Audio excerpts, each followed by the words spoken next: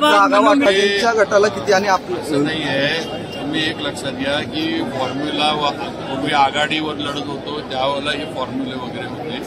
आता सगळेच आपण भाजपमधनं लढतोय. मग ह्याला फॉर्म्युला किंवा ह्याला एवढे त्याला तेवढे असलं काही नाही आहे. सगळे भाजप चिन्हावर भाजपच्या मध्ये सगळे पक्ष म्हणून लढतोय. त्यामुळं ज्या जागा हे झाल्यात किंवा जसं वाटप झालं ते तुम्हाला माहित आहे आणि त्याप्रमाणे आज अर्ज दाखल करायची प्रक्रिया चालू नाही. असं नाही हो का. आम्हाला जे सांगितलं होतं की जिथं शक्य आहे तिथं युती होईल करा, जिथं शक्य नाही तिथं त्यांनी निर्णय त्यांच्या पद्धतीनं घ्यावे.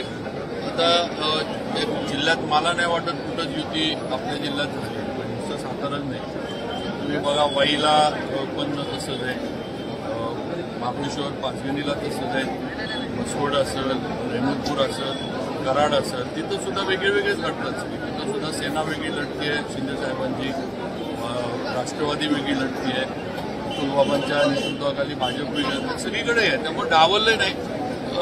आता कार्यकर्ते सगळ्यांकडे इच्छुक आहेत. सगळ्यांना वाटतं की बाबा आपल्या कार्यकर्त्यांना आपल्या पक्षाच्या यांना न्याय दिला पाहिजे. त्यामुळे ही जिल्ह्यातच एक झाली की बा इथं निवडणुकीच्या पूर्वी युती होणं शक्य नाही. निवडणुकीनंतर काय करायचं असलं तर आपण त्याप्रमाणे चर्चा निवडणुकीनंतर होईल. बाबाराजे फॉर्म्युला हा यशस्वी झाला असं एकंदरीत दिसतंय. नाही असं काय नाही बाबा. मी पहिलं तर मी काय फॉर्म्युला घेऊन आलेलो नाही. एक तर लक्षात घ्या तुम्ही की मी निवडणुकीचा प्रभारी मला केले जिल्ह्याचं. मग माझ्यावर तशी जबाबदारी मोठी आहे. या निवडणुका याच्यामध्ये आडगापणा करणं वगैरे ह्या गोष्टी जर पक्षाने जबाबदारी दिली आहे. आता थोडं काही मला कानावर येतं ना, काही लोकांना वाटतं की बाबा बाबांनी म्हणजे तिथं हे होतं त्यांनी असं जास्त जागा दिल्या अजून घ्यायला पाहिजे होत्या वगैरे वगैरे. आता हे ज्याचे ज्याचे विचार असं काही फॉर्म्युला नव्हता ना. बाबाराजे फॉर्म्युला होता ना वेगळा आणि काय फॉर्म्युला होता. सर्वजण आम्ही एकत्र बसून चांगले उमेदवार लोकांना जे उद्या त्यांच्या प्रभागाला न्याय देऊ शकतील असे उमेदवार, वेळ देऊ शकतील असे उमेदवार आणि सर्वसमावेशक नगराध्यक्ष पदाचा चेहरा हा आपण केलेला आहे. त्याच्यामध्ये कुणाचे फॉर्म्युला नाही. यात एकच फॉर्म्युला आहे, तो म्हणजे भाजपचा फॉर्म्युला. जुन्या उमेदवाराचा निर्णय आहे तो भाजपच्या वरिष्ठांपर्यंत न्यावा लागतो आणि मग तो निर्णय झाला. उदयनराजेंची याला तसं सहमती असणार आहे. सगळ्यांची नावं जी इच्छुक उमेदवार हे होती म्हणजे जे भाजपकडे इच्छुक सगळे हे होते अध्यक्षपदाला, सगळ्यांची नावं आपण कळवली होती. कुठलाचंही नाव आपण त्यातनं काढलं नव्हतं. त्यात महिला पण इच्छुक होत्या, त्यांची पण नावं आपण पाठवली होती महिलांची. ओपन असल्यामुळं कोणाचं नाव कापलं किंवा काढायचं नव्हतं.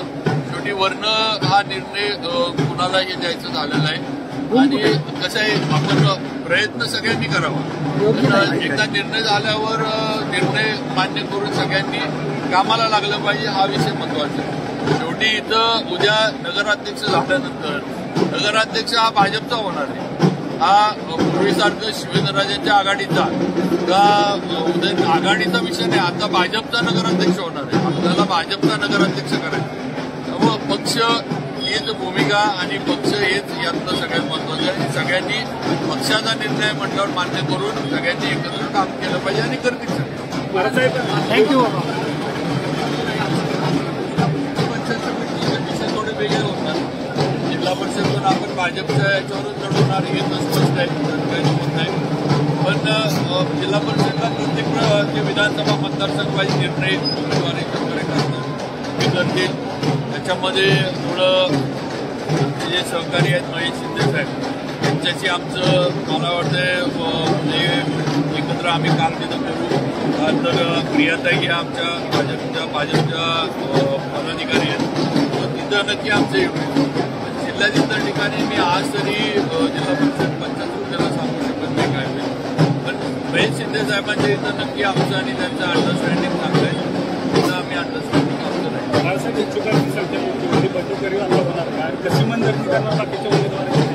बघा मला एक तर आहे की एक निवडणूक म्हणजे सगळं म्हणजे निवडणूक हा सगळं आहे आणि इथं सगळं एकदा संपलं किंवा एकदा सगळं संपलं असं होत नाही. शेवटी सगळे आहेत. मगाशी पण म्हटलं कोणी कमी ताकदीचा नाही, सगळ्यांच्या ताकदी तेवढ्याच आहेत. पण शेवटी एक जनरल हे करून निर्णयावर कधी जर आपल्याला यायला आपण काही असं दुप्पटभर असं करू शकत नाही. शेवटी कुठं तर निर्णयावर यायला लागतं आणि एकच उमेदवार आपला अधिकृत असतो की बाबा ज्याला आपल्याला त्यामुळे त्या पद्धतीने झालंय. आता बंडखोरी वगैरे ह्या गोष्टी होतात. मला खात्री आहे की जरी असं काय झालं तरी त्यांची समजूत काढून पक्षाबरोबर त्यांना ताकदीनं ते येतील, त्यांना आम्ही परत पक्षाबरोबर आलो आणि हे एक झालं. पुढच्या अनेक संधी आहेत, ती काही एकमेव संधी आहे असं नाही. अनेक संधी येत राहतात, वेगवेगळ्या ठिकाणी काम करण्याची संधी येत राहते. काहींना वाटत असं की इथं मिळाल्यावरच सगळं झालं असतं, पण एखादं असं म्हणू शकतं की ह्याच्यापेक्षा पण मोठी संधी त्यांना पुढे मिळू शकतात, सांगता येत नाही. फक्त राजकारणात आणि समाजकारणात कार्यरत राहिलं पाहिजे. तुम्ही थांबला तर मग तुमची संधी घेईल. एखाद्या ठिकाणी तुमचं हे झालं नाही तर तुम्ही जर ते नाराज होऊन किंवा थोडा हवाल देईल जर तुम्ही थांबला तर मग तिथं तुमचं सगळा जो